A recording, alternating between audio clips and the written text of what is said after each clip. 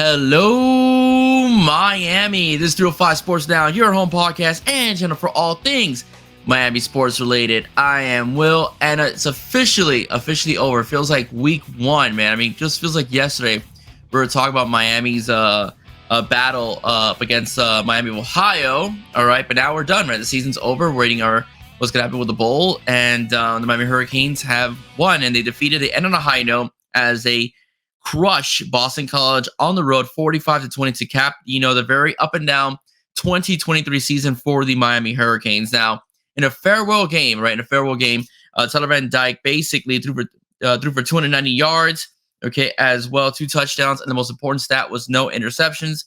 The team ran for a total of 242 yards rushing, and all in all, the Miami Hurricanes had 532 yards of total offense. So basically, all I'm going to say is, before I get into my comparison, where was this offense the last 4 games? All right. Well, last game against NC State, they did really well. But I mean, throughout the whole season, as a nutshell, in a whole completely, where was this offense? And we'll generally talk about that, as this episode pretty much progresses. But one thing I wanted to do is I wanted to compare and contrast, a tale of 2 coordinators. I wanted to compare Josh Gattis, in year 1 of Mark Cristobal's tenure as Miami Hurricanes head coach, and Shannon Dawson, pretty much marks year 2. Okay, so both very different guys, right? Very different philosophically, as well. But I wanted to go over their seasons in a nutshell, due to the fact that they both, kind of deserved a little bit of talking to. So before I begin, I just wanted to speak a little bit about, Josh Gattis. Okay, I know Josh Gattis gets a bit of a bad reputation, because the Miami Hurricanes offense really did regress, under his tenure, comparable to Rhett Lashley, who was averaging about 34 points per game. But I do want to be fair to Gattis, all right, in the sense that, and I've had a couple of you tell me that I'm a bit rough on Gattis, in comparison to that of Kevin Steele last season and so on. So I just want to say that Josh Gattis did deal with basically a team that was not as talented, as this year's football team on the offensive line in particular. Okay, so let's get that straight. And also, he had TVD and also Xavier Restrepo out injured as well, through much of the season as well. So just to be a bit fair, as far as Josh Gattis' first year goes, but I'll speak about that as well. But I also wanted to address that. But to begin, basically, Josh Gattis in 2022, right? These are the stats that I have up here. In 2022, Josh Gattis had 23, or average 23.6 points per game. I do also want to say that was also tied into, the thrashing they gave Bethune early on in the season, okay? 336 yards per game per average and 4.8 yards per play. And that also then coincides with Shannon Dawson, all right, as well. I'm trying to switch the screen here. Won't let me. Okay, let's go to the next screen. There we go. All right, so now we want to go with Shannon Dawson, who in 2023 stats, his team actually progressed, with 32 points per game, 441 yards per game, and 6.5 yards per play as well. So, I mean, it really was a tale of 2 coordinators, as I really wanted to talk about. And it really was, a very different season as well. As I will say this, that Shannon Dawson's offense did show, a lot of flashes, more so than I would say that Josh Gattis' offense did throughout the year. Now, Shannon Dawson's offense, started pretty much humming, okay? 4 games, 4-0, a magnificent game of play calling against Texas A&M, where they put up 48 points against a team that just a year prior had the number 1 recruiting class in the country, a team with a bunch of 4 5-star recruits as well, and especially a team that's also supposed to be good on both sides of the ball, as well. So they did that. Then, of course, you have, the disaster that was, the loss to Georgia Tech, which is, of course, we beat it at nauseum, which was they didn't take a knee, and both Mark Cristobal and even Shannon Dawson got blamed for that, because it falls on both the head coach. Mainly that's his decision, but also the offensive coordinator step in and tell the coach, maybe this isn't a good idea. Will it happen or not? We don't know. But nonetheless, that is something that really did trigger itself. Then you have, the very difficult losses to North Carolina, Then, of course, a tough loss to Florida State. Of course, that's where Emory Williams started. And then you had the very bad loss to NC State, a game that was very winnable by the Miami Hurricanes. And then you go into the Louisville game where the offense did really, really well, okay, in that football game. It was actually the defense that you could say lost that game, gave up the 38 points. And then, of course, then you have, today's victory, which was probably Miami's most complete game in a while, in which both sides of the ball were very dominant. 45-20 is the final score, and TVD looks absolutely, sensational throughout the game as well.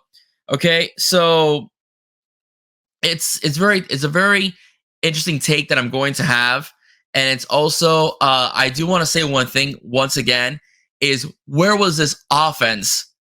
Where was this offense throughout the whole season? In this game, I saw a Tyler Van Dyke.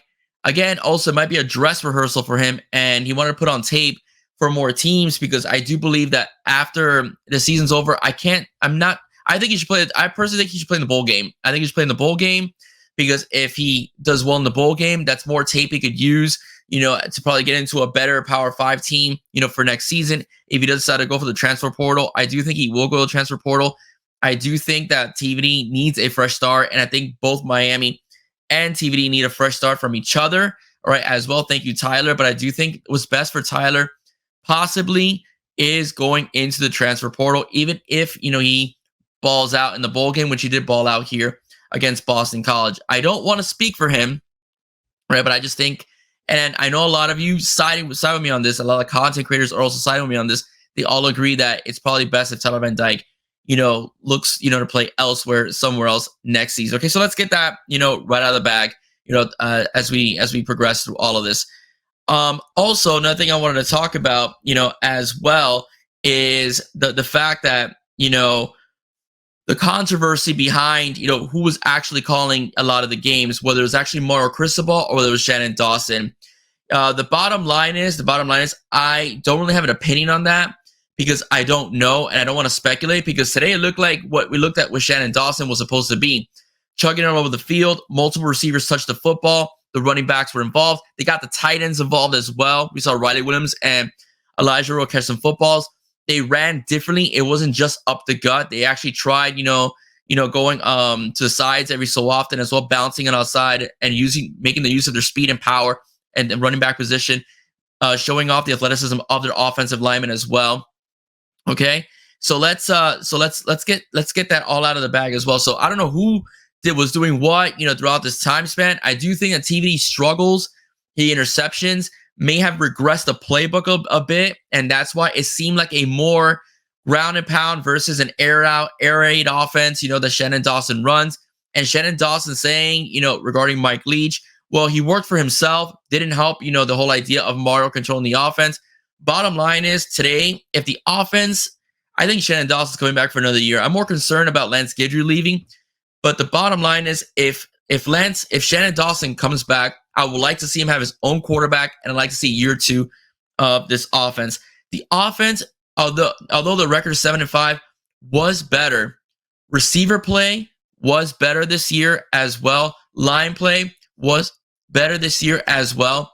I do believe and firmly believe that if Shannon Dawson does get a quarterback that he's more comfortable with, more like a dual threat quarterback, like he had at West Virginia and like he had at Houston as well, I do firmly believe that the Miami Hurricanes will be better off this up. And yes, I would like to see Shannon Dawson, more or less of a quarterback that is more fitting to his offense and what he had over at West Virginia and also what he had over at Houston, okay, as well. But again, going back to the wide receiver play, we're going to get a lot of good recruits coming in 2024. I mean, I hope they sign. I think they will sign, as well. Again, like my buddy Joe says, wake me up when December's over. And that is absolutely true because these kids, they can be pretty fickle. But I do think Miami's recruiting class will be very solid. But Miami's receiving corps did show great improvement this year, as I just wanted to go over some of the numbers. Under Dawson's offense, Xavier Restrepo ended up with almost a 1,000-yard season with 993 yards and 5 touchdowns. Jacoby George had 8 touchdowns, 851 yards receiving, and Colby Young had 5 touchdowns with 563 yards receiving. The receiver room is better. The coaching is absolutely better, especially with Kevin Beard being the receivers coach. They got more separation this year as well. What I'm trying to say is I do think we are in much better hands with Shannon Dawson, than we were with Josh Gattis. Okay. Some of you may not like that. Some of you may think that, oh, I'm overplaying it. But look at the way the offense looked today. And even honestly speaking, even against Louisville, it looked pretty good as well. But if we could infuse, like we did today, the running backs and the tight ends, more so in the passing game, like we did today, next season, Miami, there's no reason why Miami can't win 9 to 10 games. Okay, with the players having more experience, having a quarterback that may fit the system better, the running back room being a lot stronger, especially with the incoming freshmen that are coming in, for the class of 2024, guys like Kevin Riley and of course the Hellcat. So I'm really thinking that the Miami Hurricanes could really do some damage. We need to see Coach Cristobal take the Norvell jump, all right, in year 3 with a 9 to 10 win season. I really want to see that. I think we're capable of doing that. The defense looks really good as well. We saw what we have with Popo Aguirre today, and we also we have with Pulliam today as well, Marcellus Pulliam as well. So the Miami Hurricanes are looking really good for the 2024 season. The extra practices are good for the team as well heading into the bowl game. If you win your bowl game, you're 8-5. That's a 3-game differential from last season. Your numbers are better on defense. Your numbers are better on offense. So all you really need is good quarterback play. Good quarterback play, consistent quarterback play. Hopefully a lot of the offensive core stays together. I think there will be a lot more turnover this year like there was last year. Hopefully most of the skill position players do stick it out and stay together. And then with the incoming freshman, the wide receiver position, the Canes could really do some serious damage. But one thing I do also want to say as well, let's also give credit where credit is due. The ACC was a bit better this year, especially the schedule that Miami played, as well as Georgia Tech, who was 5-7 in 2022. All right, it's probably going to end up 6-6 because they're playing Georgia. Georgia's going to kill them. Let's be honest with you. But they are a much improved football team as well, with Haynes King at quarterback. NC State finished 8-5. They're 8-3 right now, but you can say they're much improved. But BC finished 6-6, and they were 3-9 last year. So Boston College was a much improved team as well. ACC also has pretty good quarterback play as well. So let's be honest as well. With Jordan Travis, when Tyler Van Dyke is balling, he's balling. Okay, as well. And then you had Haynes King, who had a very solid season. Drake May. So the ACC is better. All right, I would say this year than it really was last year as well. So there's a lot to say about this team, but the bottom line is, although we're not happy with 7-5, we should have been at least, maybe only had about 3 losses, to be honest with you. But the bottom line is there is gradual improvement. And next season, I'm really excited. I really am excited about next season. And I think next season will pretty much be we'll take that leap that we really need to take as a football team. All right, ladies and gentlemen, if you like what you heard, please do not forget to like, share, and subscribe to the 5 Sports Now. Once again, I will stay safe. God bless. See you soon. Go Canes, all about the U. I'll be coming back real soon with some announcements. All right. Bye-bye, guys. Take care.